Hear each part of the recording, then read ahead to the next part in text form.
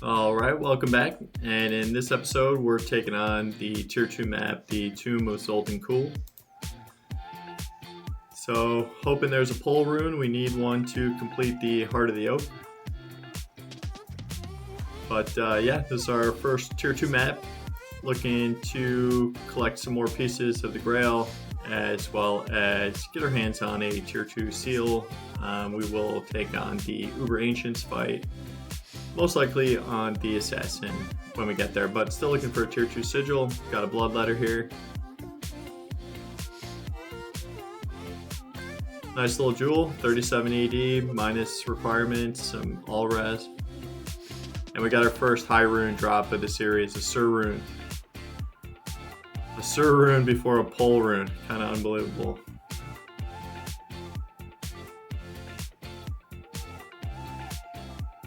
This was a ×2 map boss, so showing you guys the map fight here. We're fighting Toad Flax the Tainted and his brother Toad Flax the Tainted.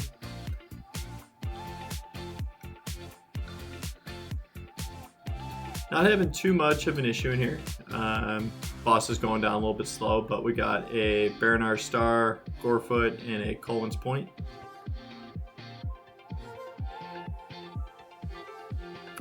And then that went well. Oh, Tomb of Zoltun Kulle is tier 1 map, so no wonder they weren't dropped in tier 2. I had that wrong, sorry. So, tier 1 map, just kind of going through. Here we get our first map event. We've got the Mendelin event, which is extra mobs who are all very high level, give really good XP. And just kind of clearing out his room a little bit, get ready for that event. And this is our 14th map, and it's our first map event, so a little bit unlucky so far.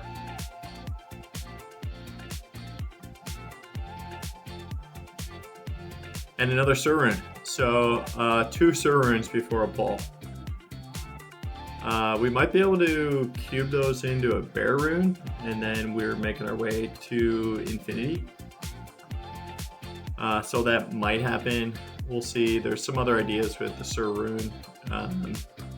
Maybe a Bramble could be good for both poison on the Druid as well as poison on the Assassin. So we'll have to see, but showing you guys the full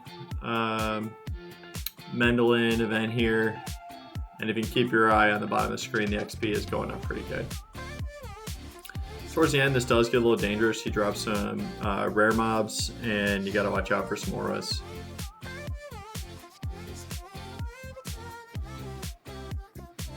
Gotta keep up with the kill speed on these two. You can get overwhelmed with how many people you spawn in, so if you are getting overwhelmed, make sure you've cleared out quite a bit and you can run a little bit.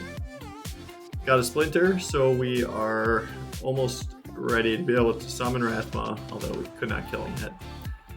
But this could be a good little mid upgrade between the Heart of the Oak. We got a 3 skill, 18 to fire skill Escudas, so that actually might be a pretty good upgrade while we're waiting for that pole rune. PD2, so you're always thinking, you know, does a weapon even exist before you slam it? So let's go see if it exists. Bricked it. So we are really reliant on getting a pole rune. Kind of ridiculous, but that's the way RNG does it sometimes. May have had a second ×2 map boss in here, looks like it. Got another PDE and a Tal Rasha's weapon, rolled perfectly. But that's our first Tal Rasha's piece because we ripped the sword wearing the Tal spell. Got a Wizened Draw, a Warlord's Trust, a Gold Wrap. Kind of add that to our MF set. A Dark Glow, which I thought might be interesting for Ubers. And then Pierre, whoever that is, Moser's Blessed Circle, and our first Rainbow Facet of the series. finding a ton of these is going to be necessary. A lot of the builds that use elemental damage really need that pierce from the facets.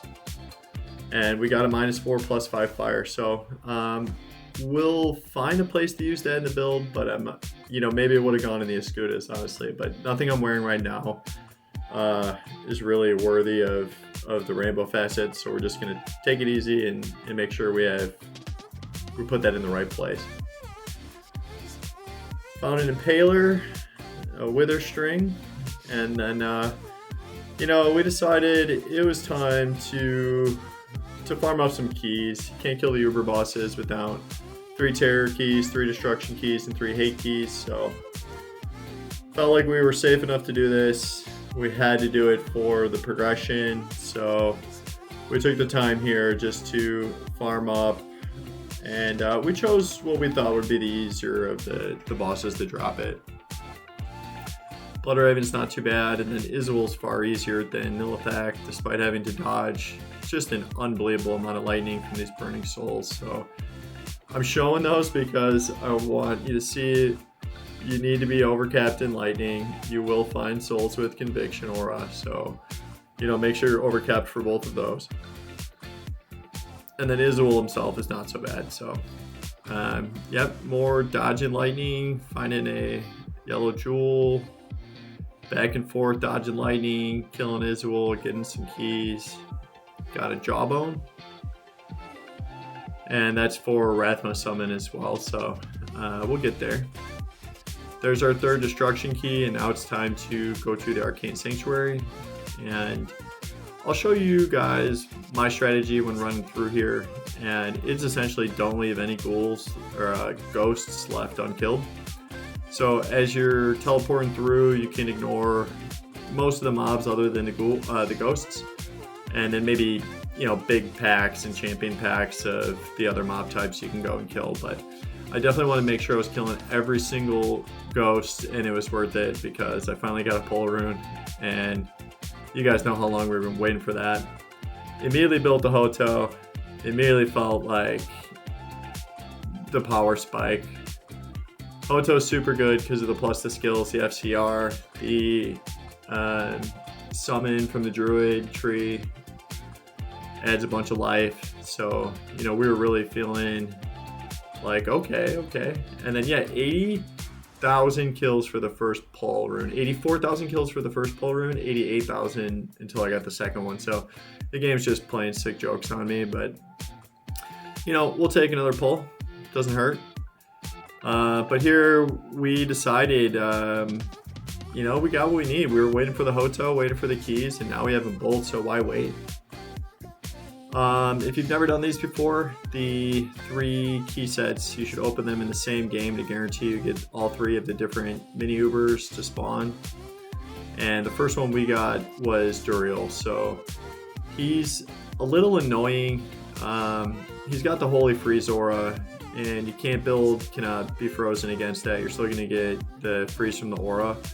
So you got to be a little careful that your frames are correct, especially if you're melee. I think it's very detrimental, but if you lose a faster cast rate, break point, it just doesn't seem as bad on a caster. He was getting womped up a little bit, and we threw on some trusty Sigyn's boots just for some extra cold res, and then I just got back in there, finished out the job. Again, just want to highlight the ease of using the stash. I think the developers put a ton of time into making this really useful, and just want to show it. But Sigyn boots are a great option if you need some cold res in the boot slot.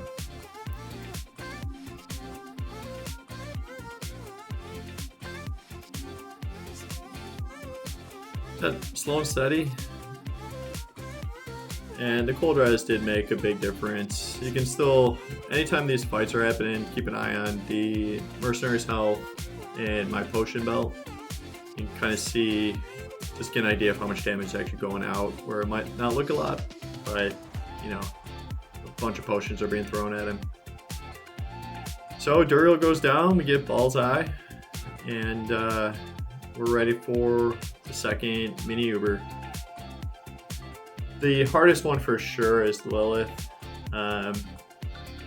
Poison can just be overlooked in a lot of kits sometimes, and she sure does a lot of that in physical.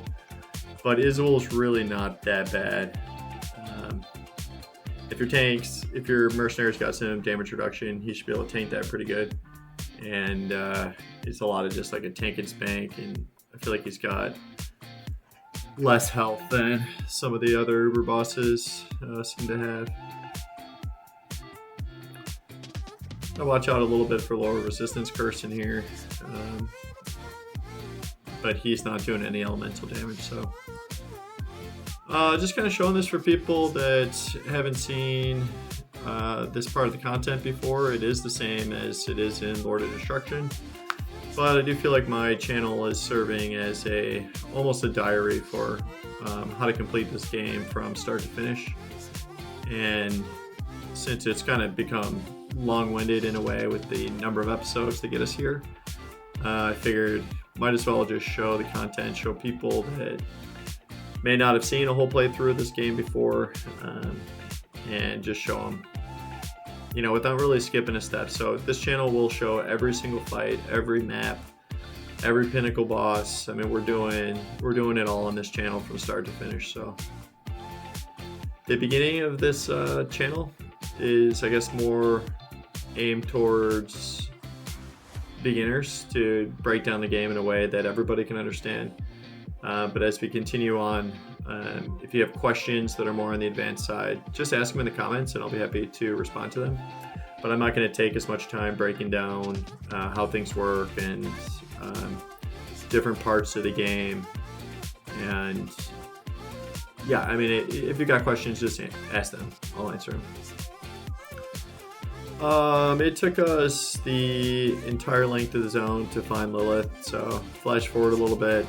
You can see the entire zone is mapped out here, but we found her. The mercenary's taking a ton of damage, but we're in a really good spot here. Safe through the choke point of the threshold there, and the mercenary is getting whomped, like definitely taking a ton of damage. But if it takes 16 rejuvenations to kill her, and you know, it's worth it. The prize at the end of this is the Hellfire Torch, and that's a huge upgrade. Hopefully it's our class. Either Sorceress or Assassin would be great, but we'll make use of it, whatever it is.